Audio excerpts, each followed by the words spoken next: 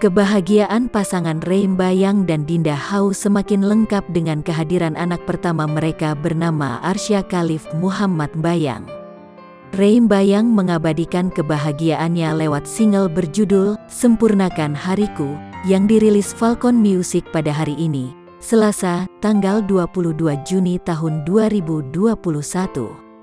Lagu ini terinspirasi dari kehadiran buah hati yang menyempurnakan hari-hari aku, makin lengkap setelah menikah dengan Dinda sekarang Baby Saka semakin membuat bahagia, ungkap Reim Bayang, dikutip dari rilis yang diterima Kompas.com.